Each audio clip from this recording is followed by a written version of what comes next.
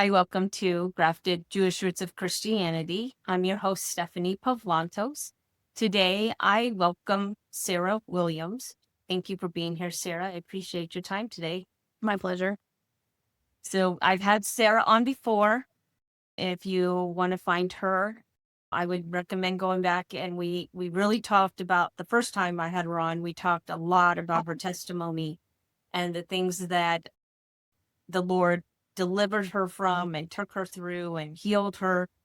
And so it was a really good interview, and she talked about a lot of spiritual things, that even like occultish things and demonic things that she had opened doors to, and how the Lord had healed her and also delivered her from all of that. So great story, great testimony that she has. But in case you haven't listened to her before and am not aware of who she is on social media, I'm going to explain that a little bit. So she's a wife and a mother. She's a homesteader. You might hear a chicken every once in a while, or a rooster. But she has a ministry online, and it's called Change of Wind Torah Ministry.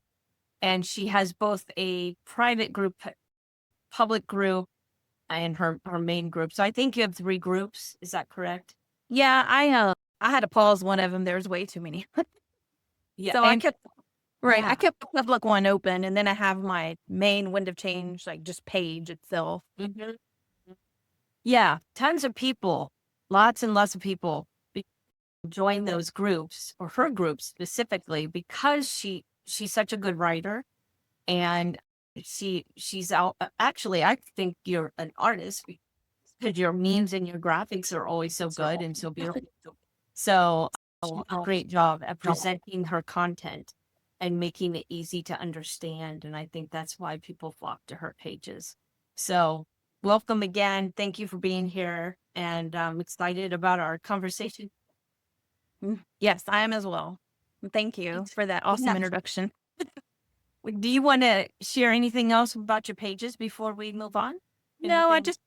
just want to touch on that. That's what I try to do. I try to make it easy to understand. I would always say, like, I like to break it down Barney style. I don't know if some of us watched Barney back then. I think I might have been too old for that, but I like to just make it to where there's no gaps. It's like it's here, here, here, here, and there's really no room for question. I mean, you can question it, but I'm just saying, like, I try to connect everything to where Right.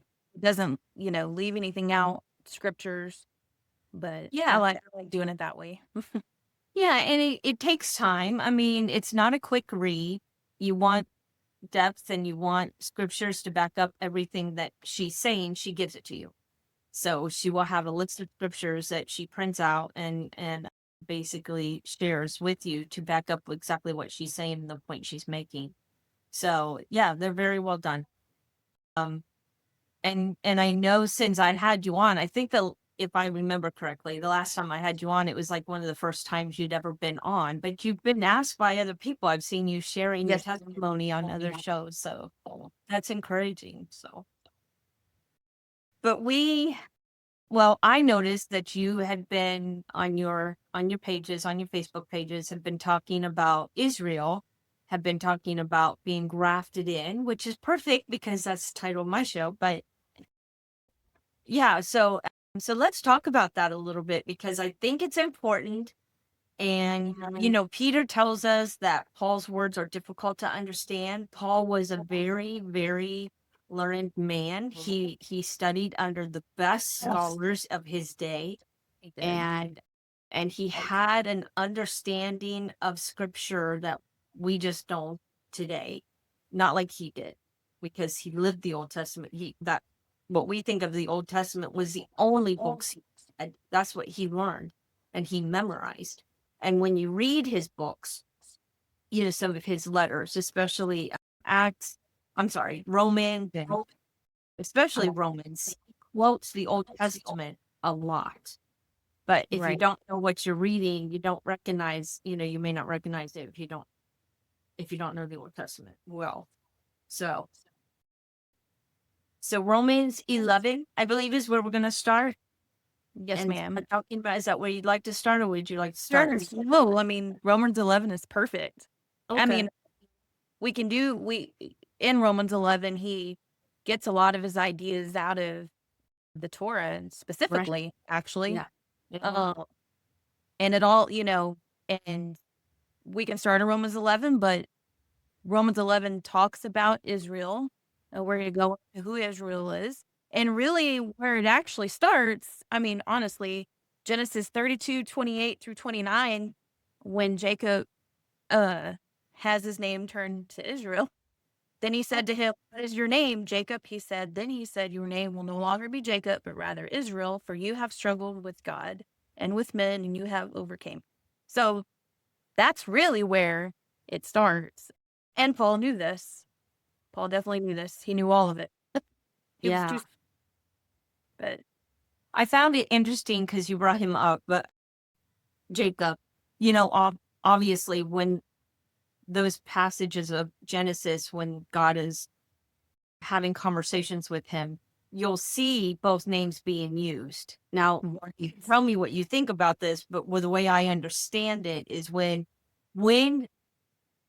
Israel, the name Israel was being used instead of Jacob, he was basically walking according to God's plan. But when he was called Jacob, he was walking according to his own plan. right. And that seems reasonable. I just know that it can be a confusing thing reading the Old Testament, because Jacob's name turned to Israel. Then we have the kingdom of Israel. Then it's also called Ephraim, and so it gets a little confusing. But It it's does. it's best to take notes when you're studying the Bible. I know. I know. I remember listening to somebody talk about all this, and I just went and got my notebook and just started Mhm. writing down all the references that he used. So it was a lot Yes, easier. yeah. So where would you like to begin? I think verse I really 1 is important because he starts out right away, and I've heard people use that God's rejected Israel. God's rejected them, but he says right at the very beginning, and I think well, not you, but people, when you're reading this, you understand that there's a straw man. He's arguing with imaginary rabbi or imaginary Gentile, somebody. He's arguing, and this Gentile, this straw man, let's call him that. He puts these questions out, and the way you can tell is that Paul always answers heaven forbid or God forbid or may it right, not go. So he always answers that way in opposition of this question that's being asked. So right, he starts it out. I asked then, has God rejected his people? And he says, heaven forbid. And he gives the reason that he himself is a Jew. He's from the tribe of Benjamin and the seed of Abraham. So he's like, no, he hasn't rejected. So I think and he builds on that throughout his chapter. So, right. And what translations are you reading from? well, I do have ESV, but I also have the complete Jewish study Bible next to me too. Actually, some of that. Right. Because on my end it says, "May it never be, for two I am an Israelite of the seed of Abraham, of the tribe of Benjamin." So I don't even really think he's calling himself a Jew here at first. I think he's just Right. saying, I'm an Israelite. I'm from the Right. seed of Abraham, but also I'm from the tribe of Benjamin, which would make him a Jew at that point. Yeah. But Right. he's from the tribe of and I think if you go back to Kings and Chronicles, Right. the country of Israel was divided into two kingdoms. That's right. So that's where we get Jew is from Judah, but Benjamin was with Judah in the southern kingdom and some of the priests. And then you had the other tribes in the northern, which were called the house of Israel. So that's where the whole tribe, that's where we get the name Jew, right? It's kind of Right. And it is. And can we kind of go into a little bit detail about that? sure, Um, absolutely. like with Israel, and I know, like I've heard it said, I didn't come from Christianity, but walking 9 years in this walk, I've I know a lot of their teachings now and some of the stuff that, and I'm definitely not judging. I probably have some stuff wrong too. Everybody does. But as far as Israel's concerned, it did start out as one kingdom. And they weren't just Jewish people. I know if I probably sat down in a Sunday church and they talked about Israel, they would probably tell you those are Jews, God's chosen people. However, if we use the Bible as our measuring stick and we actually kind of test that, we see who Israel is. Israel was 12 tribes. And those 12 tribes, the sons were of Jacob. Of course, his name was turned to Israel. And so because of just the kingdom had split because of Solomon's idolatry. So the whole kingdom split. You can find that in 1 Kings 11:11. So it split into a northern kingdom and a southern kingdom. Now the northern kingdom was called the house of Israel. Sometimes it was called the Ephraim as well. And we have to remember the two adopted. And I think I have the verse somewhere in here where we have the two. Where is it? I can't find it. Oh, you probably know what I'm talking about. Sons of Joseph. Yes, exactly. Where you have the two adopted in. So, but anyway, so you have the house of Israel, the house of Judah. There's 10 tribes in the north. There's Benjamin, there's Judah, and some Levites in the south, and then you have the rest in the northern kingdom. And so, and from there, the northern kingdom committed idolatry. And the whole reason why is because the king of the northern kingdom did not want his people to go down south because he thought that they were going to turn their back on him. So it was a whole prideful thing. He didn't want anybody to go down there to the southern kingdom to do sacrifices. He wanted it to stay in his kingdom. And so by that, he made I think it even said, like, in his own heart, he made his own feast. Now, I probably reworded that. But he committed a lot of idolatry just to keep his people there, just so they won't go down and do sacrifices. So it's kind of a big thing. So the northern kingdom they were booted out. God sent them away. And that was in 722. And that was with Assyria. So there's all kinds of, and I think the whole point is this. We had one kingdom of Israel. They were God's chosen people. It did not consist only of Jewish people, because when they came out of Egypt, when Moses brought them out of Egypt, they had a mixed multitude come out. There were Egyptians that came out with them, and they were considered, when they repented and did his ways, they were considered Israel. And if you read the book of Ruth, she was a Moabite lady, and she ended up being grafted in. And so that's really where we have to, really where we have to start, is that Israel weren't just the Jewish people. And I have a verse here, actually. Let me go to it. Now, this is what makes you Israel. Exodus 19:5-6. Now then, if you listen closely to my voice and keep my covenant, then you will be my own treasure from among all people, for all the earth is mine. So as for you, you will be to me a kingdom of priests and a holy nation. These are the words which you are to speak to the children of Israel. So do you see, and you said it completely right. I mean, it wasn't just the Jewish people, in order to be part of Israel or even grafted in. I mean, you see in Exodus 19, well, you don't see it because I don't have it right in front of y'all, but if you read in Exodus 19:5-6, I mean, you see it. You see what it takes to be in covenant. And at that point, you would be considered Israel. Right. And I think, and of course I can't find it because I didn't think of it beforehand, but even Paul says, he gives a definition of what a Jew is, like a real Jew. And it's right here in Romans. And also keep in mind, he was speaking, like he would always talk to, because Jews were around at the time. So, so. And I think, you make a great point. He was talking to both Gentiles and Jewish people.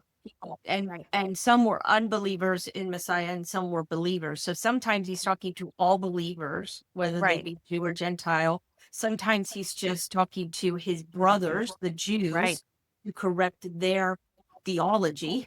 And then Mhm. other times he's talking to the Gentiles. So he actually starts out Romans 1 by talking to the Gentiles. Then immediately in chapter 2, he goes to his Jewish brothers. And Right. so, and even right here, it opened to 7. He said, "Do you not know, brothers, for I am speaking to those who know law." Right. So right there, you can't deny that he's not talking to his own people, Right. of the southern kingdom. So at least right there. But Romans, well, and I think this is a good point, because if you go back to Acts 2, right, 1 and 2, the people there are that we think of Pentecost, or Right. actually there for Shavuot, which is a feast that they had to come to Jerusalem for, Right. and they were all Jewish people. Mhm. The 3,000 people that were saved that day were from the nations. They Exactly.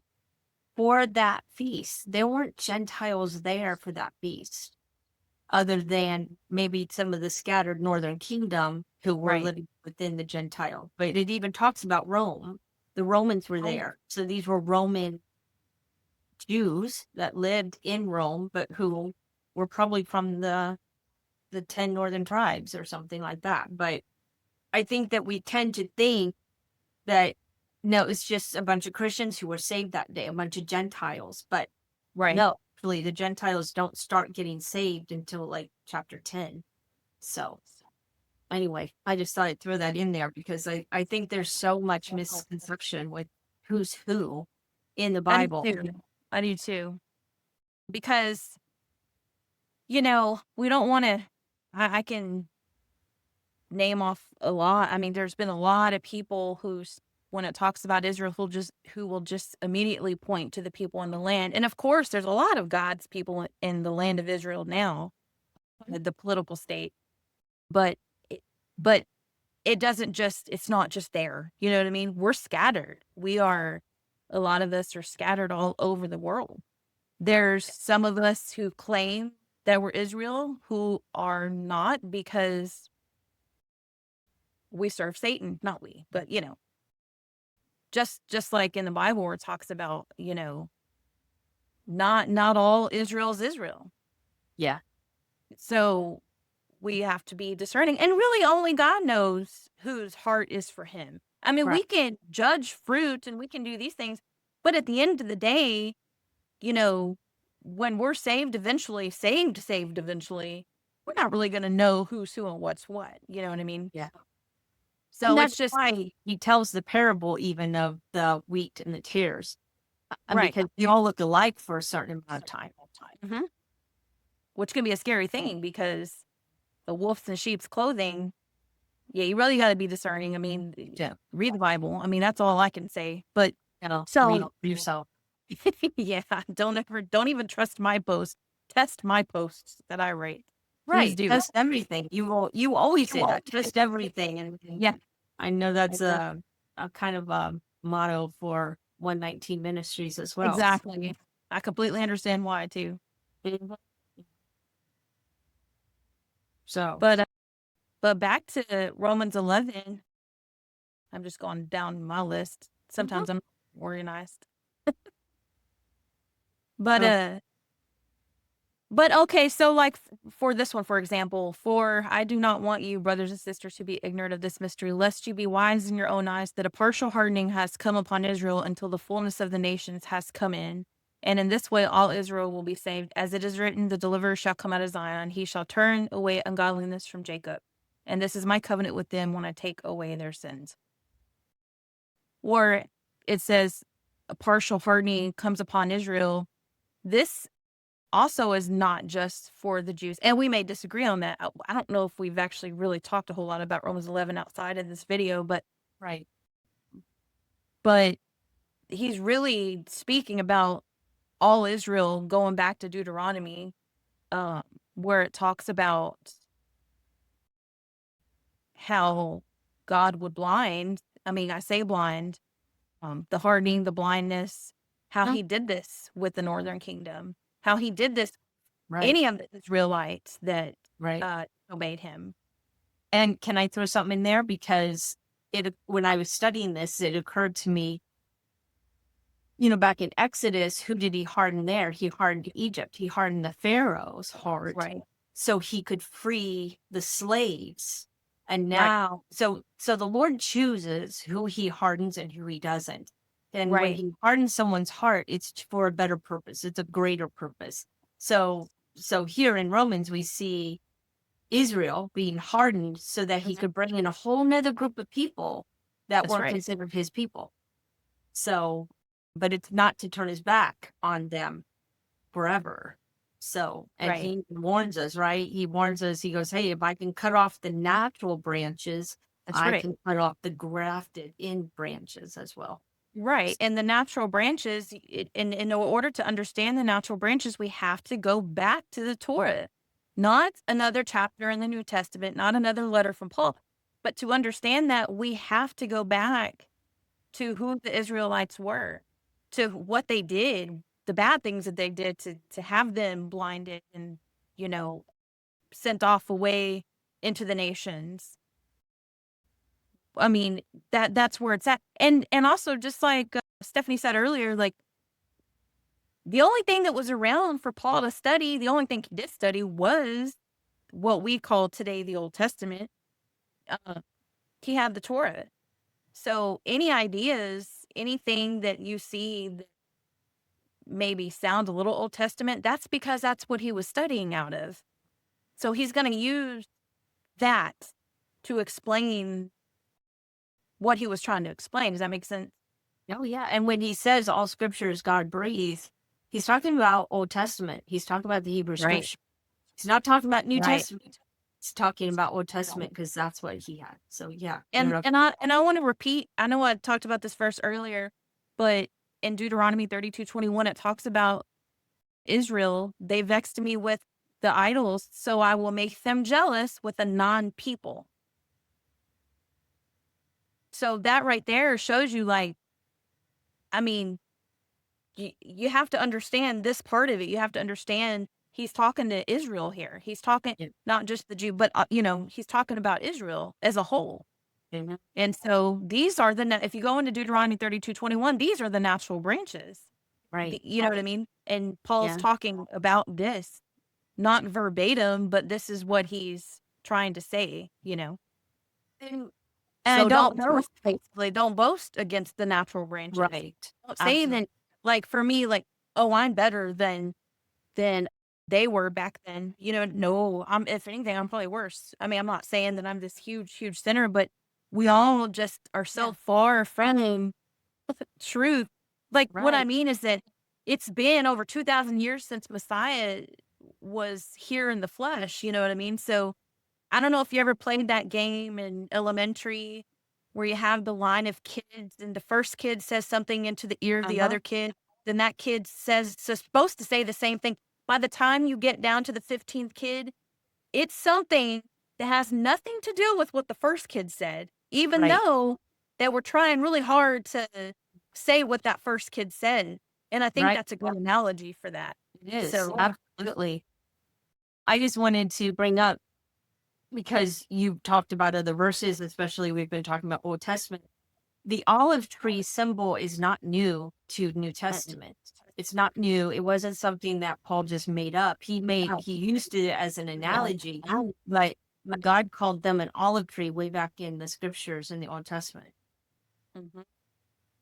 So it He's was definitely God's pulling analogy. Paul is really hard to understand. And I will say this, the only reason why sometimes I harp on Romans, not harp on it in a bad way, but get into it, is because a few years back, um, even after I knew we were supposed to do the commandments in the Torah, even after I gave up pork and started doing the feast days and wearing tassels and all these things, every time I would read some of Paul's writings, I would still not understand, but the spirit in me knew that he wasn't speaking against Torah. I just thought, I don't know why I don't understand what he's saying, because it seems like he's talking against it, but I know he's not. You know what I mean? Like, I Yeah. knew So then one day I just told my husband, I was like, I got to do a deep dive into this Romans because, like, I want to be able to use Romans to try to help, especially Christians, see. I want to try to use Paul, as that. And so Huh? that's really what led me on this deep dive in Oh yeah. Romans. And Oh, really, Romans and Galatians are my two favorite books in the New Testament. Oddly uh-huh. enough, it really is. Because I'm really big on knowing the difference between justification and sanctification. So I love teaching that because it's so important. Yeah. So, I actually used one of your memes or graphics, whichever you prefer, but where you talked about those two things, justification and sanctification. And of course, the third one is glorification. That comes much later. But right, but I found the verse I was looking for. It says in Romans 2, for no one is a Jew who is merely one outwardly, nor is circumcision outward and physical, but a Jew is one inwardly, and circumcision is a matter of the heart by the right, Spirit. So I thought that was interesting. But when you were talking about, I think the different laws, so like Paul's talking about Torah, but he's also talking about the halakha law, which is called Jewish law, and it right, involves both oral and written commentaries and what I want to say, like the traditions. right, So it's not just God's Torah 613 laws that we think of or instructions, but it's also everything else they've added to right, the Old Testament and their own understandings. So when you think of when he's putting Torah down or when he's putting some kind of law down, because the Greek only has one word, uh, right, then it always sounds like law. So that's right, why you have to understand that from the Hebrew context, and he was a very good Jew. He knew all of the laws. He knew all of the rabbinical arguments. He knew them all. So right. talking about all of those things combined sometimes. And to kind of touch on what you were reading out of the Bible a while ago about being a Jew inwardly and outwardly, you know, I feel like if you don't understand that, let me try to explain it like this. So I mean, I'm on Facebook a lot. I know y'all see me on there. But so I read everybody's stuff. There's been a lot of talk about modesty and, wearing long dresses and just, gosh, we should cover up. You know what I mean? Yeah. But there's a healthy difference because what I've come to learn is modesty starts from the heart, right? Modesty is an inward thing because you can have a woman who dresses in long dresses, who I know I have my hat on, but who covers with a scarf, who's just, wears no makeup. And then she can just be a Jezebel, like just manipulative and just not right. So I think that's where we're at. Like it starts here and then your Right. outward starts reflecting that inward. Mm-hmm. That I makes agree. I agree. sense. When I was in my 20s, I was the guy I was dating had some friends and he introduced me to them, and there were a couple of girls and they had their hair, tied back in long braids, and they had their long dresses on, and they came all the way, to their shins and stuff. And I thought, oh, okay, and we talked about the Bible, we talked about God, and we talked about Yeshua. And so, but then they started talking about their sex lives. And I was just like, hold it, hold it. I'm not understanding what you're saying. Right. Neither one were married, so they're not talking about their sex lives with their husbands. They're talking about the men they have sex with. And so I was just blown away. I'm like, all this modesty for what? It's And just, that, yeah. And so I've actually will have those thought, not that, but like if I mess up, right? If I mess up and sin intentionally, and then I'll go into my closet and drag out one of my dresses, and I'm just like, I'll think that I'm like, gosh, I see those connections. It's like I was like that yesterday, and I'm trying to pull out a modest dress today. Like, really, Sarah? Like, come on, fix yourself. You know what I mean?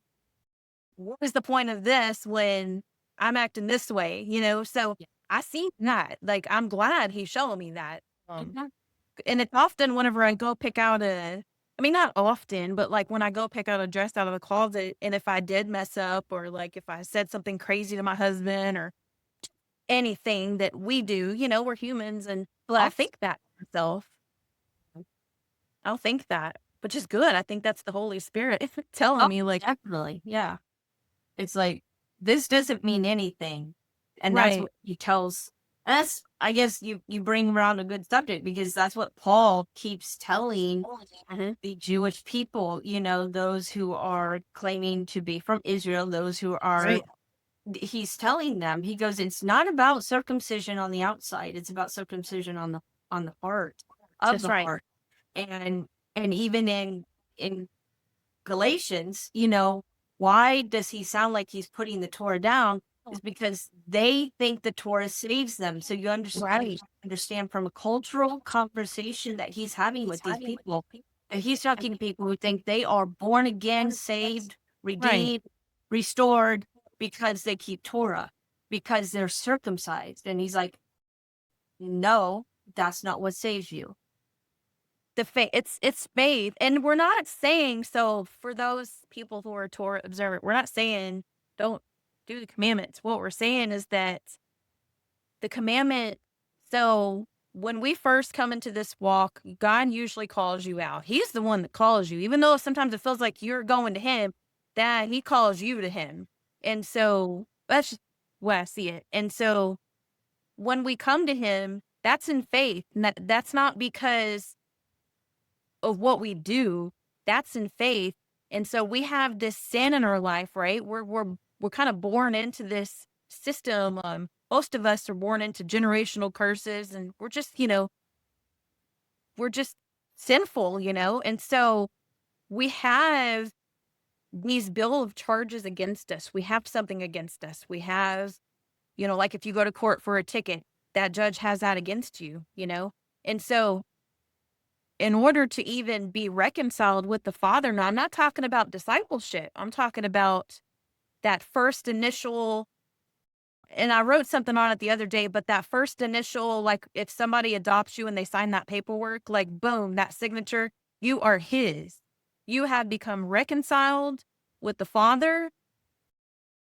He forgives you. Usually there's a lot of repentance that comes into that, but that also takes time because the Bible is your measuring stick. So you're justified through faith.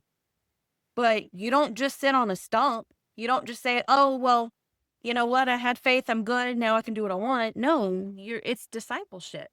Now you have to walk, because it Right. says to walk with him, to walk beside him, to mimic Exactly. him. And in Greek, it actually means to walk beside. And so, and it's like what I've heard people say, like pick up your cross and follow him.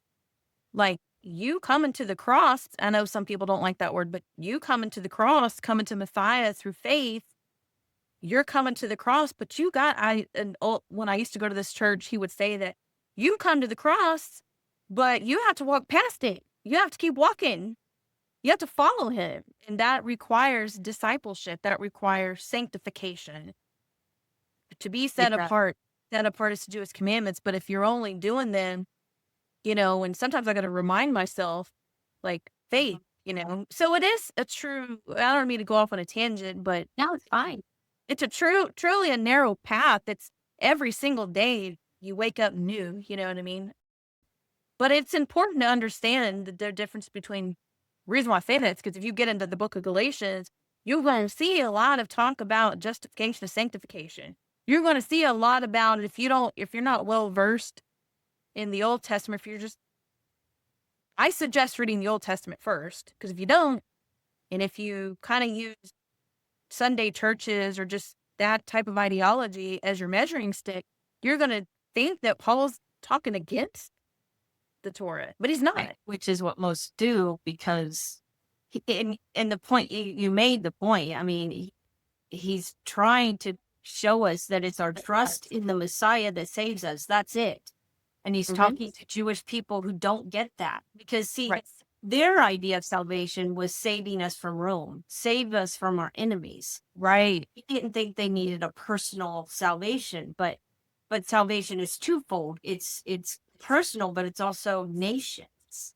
You Right. know, we call ourselves a Christian nation here in America, but I would suggest that probably only a quarter of all believers here in the country are saved. Right.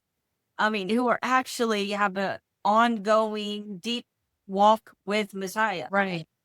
Most of us are pew sitters who just repeat whatever pastors say. We don't really get into Bible ourselves. And so it's a deep walk, and it's a transformative walk. Have you changed since you first encountered Jesus? Have you changed since then? Because if you haven't, you're not sticking close enough to him. You know, you're Right. not And if walking. you have changed and then you kind of go off on a tangent again, come back, back to it and just keep pushing Yeah. forward. You know what I mean? I 'Cause know that's I've, part I've of holiness. right, I mean, we have our whole lives. We can come back to him anytime. right. When you can't is when your heart stops. You're done. And that's what, me and my husband talked about that, about how we only have today. As a matter of fact, when I used to go to like AA meetings way back when and stuff like that, like I think they would say like, we only have today. And that's true, because Yeah. yesterday's not here. I mean, we're done. Right. That's You're over not with. promised. That's come back. Yeah. Tomorrow hasn't even shown up. So that's not even a reality right now. We Mhm. only have, I could die in my sleep tonight. Or anybody, but Yeah. No, I mean, but it's true. When we're recording this, I'm actually going to my nephew's funeral this Saturday, who actually died on the operating table, 25 years old. that's all Almost. that. Oh, I'm so sorry. Well, thank you. But again, who thought, Right. yeah. But so tomorrow's not promised. You get up and you thank God that I have this day today, and I'm going to try and live the best way that I can. Now, from what my sister said, he was a believer, so he does, he died knowing the Lord, but at the same time, the same day he died, a friend from our congregation died. She found out she had cancer one week and died the next. I mean, you don't know. You don't know when your time is. So you live each day as though it's your last. And another thing too, it's like, let's say, let's pretend Messiah, you were just picked, and God allowed Messiah to come to your house for the weekend. Like, that was a thing, right? And he knocks on your door. And I asked my husband this before. We always talk about stuff. And I asked him, I was like, would we, if Messiah came to stay with us, if we opened our house up and he was just stayed all weekend, what would we do differently in our day? Would we watch TV all day? What would we do different? You know what I mean? How would we talk different? And I think that's where it's at. And believe me, I ain't judging. I'm not condemning. I fall short. I'm not even going to lie. But we should be thinking those things, like, because obviously they do see us, you know what I mean? Like, and they see our decisions. And so just saying it out loud. Yeah. And I mean, I've often talked to people and said, they have a colorful vocabulary and maybe some words that I wouldn't ever use, but it's like, would you pray? Would you say those things in a prayer? Right. Because if you wouldn't say them to Jesus himself, or God the Father, then why say them? Right. That's what I'm saying. We all have a lot of work. We do. But Yah knows our hearts. And I know the heart is deceitful, but we can truly have a heart after his. Yeah. And we are saved because of our trust in him. So it's keeping that trust, walking, because our faith goes up and down. Our faith is all over the place, but he is faithful. So we trust his faithfulness, because his faithfulness doesn't waver. Ours does. No. He's the only thing, I feel like he's the only thing that's ongoing. Like, everything else, like, I mean, my house can go up in flames, or just Exactly. recently, the tornado killed this older couple. That got me. I was like, oh my God, because we live in a trailer house, and that got me. I was like, oh wow, because we have some crazy weather around here. So you really Yeah. don't know tomorrow, but Anything it's can great. happen. But yeah, I mean, and I think that getting back to Romans, I mean, he's trying. He's just what you and I are talking about. He keeps trying to lead his brothers, lead the believers back to the right way, back to God Mhm. of doing things. And even Paul, Paul admits, just like we've been talking about, over and over. I think it's back in chapter 7, but he says, I do what I don't want to do. And what Exactly. is wrong with me? I'm a wretched man. He goes, I keep doing what I don't want to do, and what I know I'm supposed to do, I don't do it. I get that. Yeah. I really understand that. Like, I really get that, what he says. I feel that in my bones Oh, because I yeah. totally understand that. And I know Oh, many. right. I mean, sometimes I lay in bed and I start thinking about things I've done, and it's like, why did I even do that? But then something else will pop in my head, and here I did it again. Like, I did it in this situation, I did it in that situation. I don't want to do it, but I still do it. I could But I go still back do. because it's like we have triggers and we have generational things that go on in our bodies, that in our minds and our souls, that we repeat because it's what we were We're taught, or what we. human. We're Yeah. flesh, you know? And that's where it's at. That's why we have to keep reading the word and really have faith, because you can read the word and still not, Do just it. trusting. It's hard. I mean, I get it. Y'all see what you see on Facebook, but in real life, it's I'm just like, sometimes I'm a mess, meaning like my faith sometimes is just not there. I'll start crying. I'm just like, God hates me, or, like, I mean, I think that's why I'm so hardcore on Facebook, because I don't want other people to feel like this sometimes. You know what I mean? So, but it's important. It's important to, like, going back to Romans, it's important to study out, to know what he's saying, basically, to kind of sift through the false ideologies and to really just test it yourself. Paul is a very smart man. I can't wait to meet him one day, but Yeah. I really can't. It's funny because I never liked to read anything he wrote years and years ago. And I always thought he always even sounded arrogant to me as I read. Yeah, What's right. I can see that. guy? Who is And this guy? so it wasn't until I did a whole study on him. There was us in the Bible study, just studying like who was Paul, Mhm. and how much he was persecuted a great deal. He almost lost his life, like not just once or twice or 3 times, but multiple times.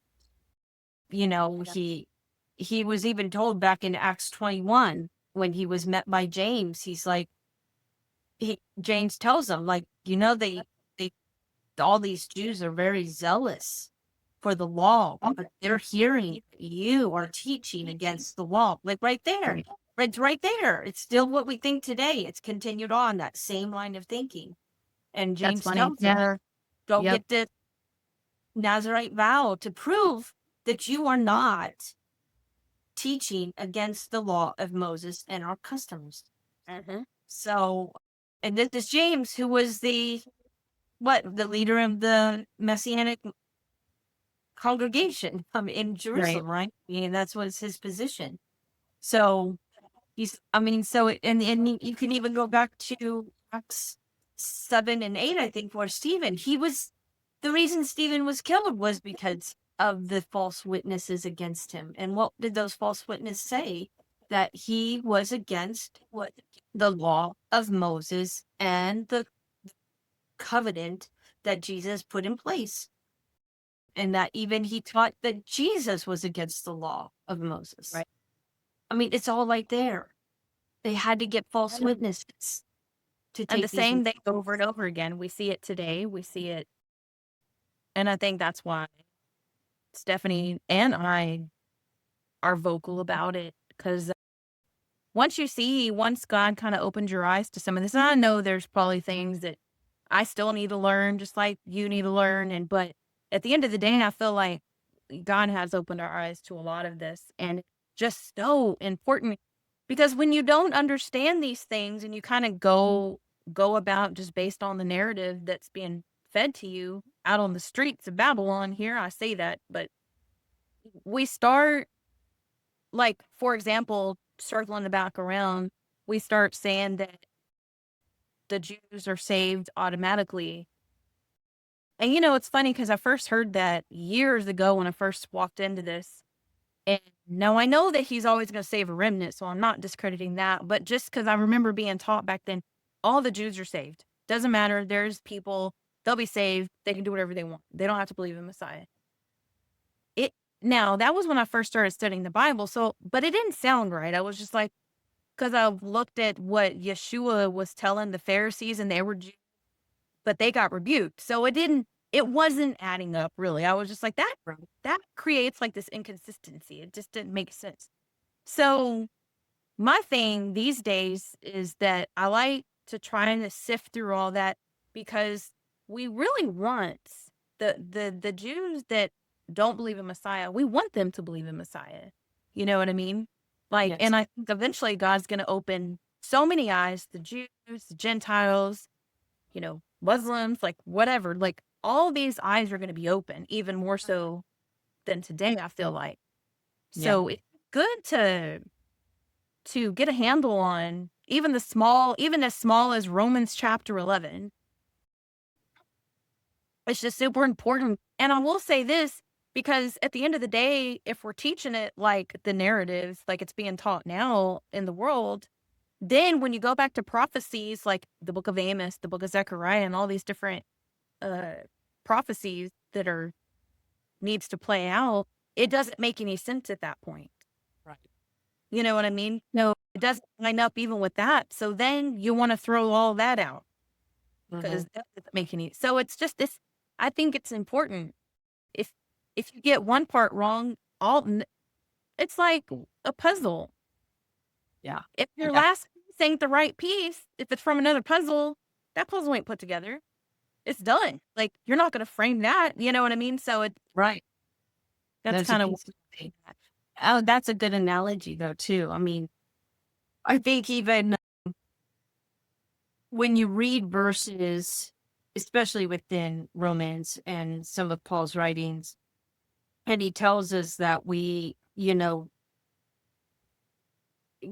basically, when he grafts in what we call Gentiles, I think that name goes away once we're grafted in. We're no longer Gentiles.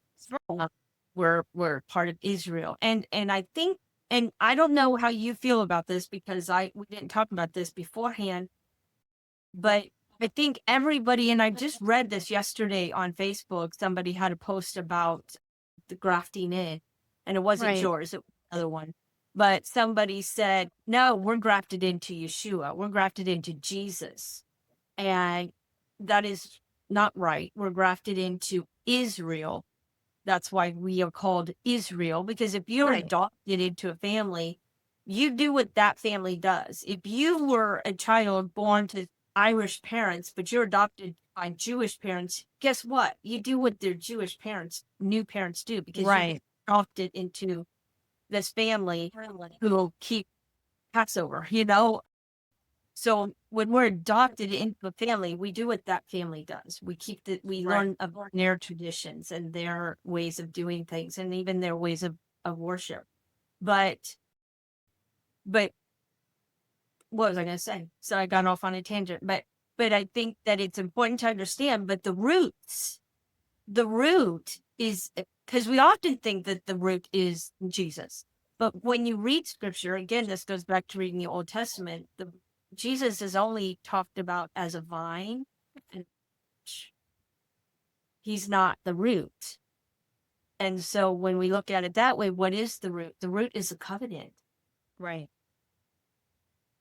And so that's what we're grafted into.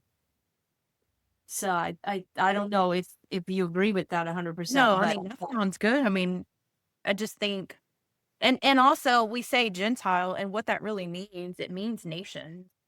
For those that don't know, it's actually a word that means nations, specifically nations who are not part of God's kingdom. Right. And then once you are you part of the nations at that point? Well, no.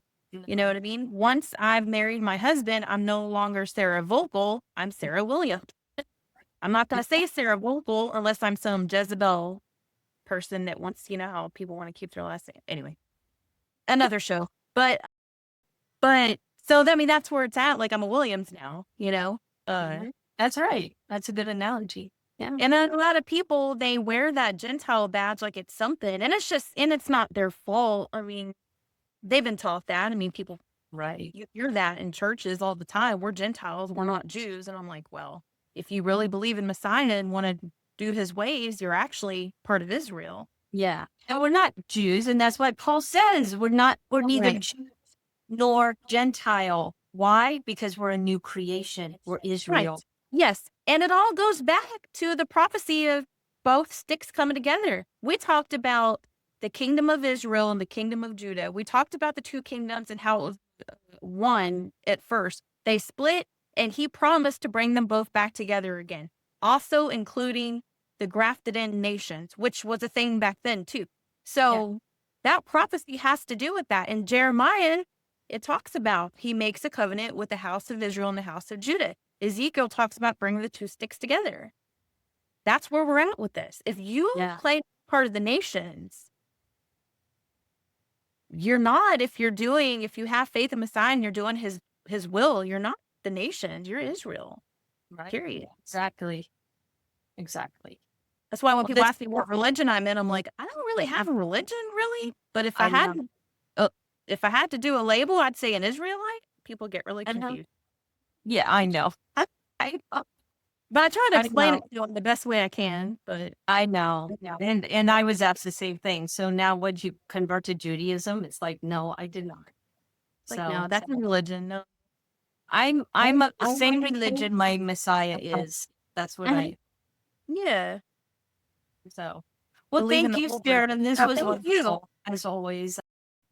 I enjoy talking with you about scripture, especially. So, yes, ma'am. Me too. I appreciate it. I love it. I love talking about it. I'm not as well versed out in person as I am on Facebook, but I love talking about it though. Oh yeah, it's your passion.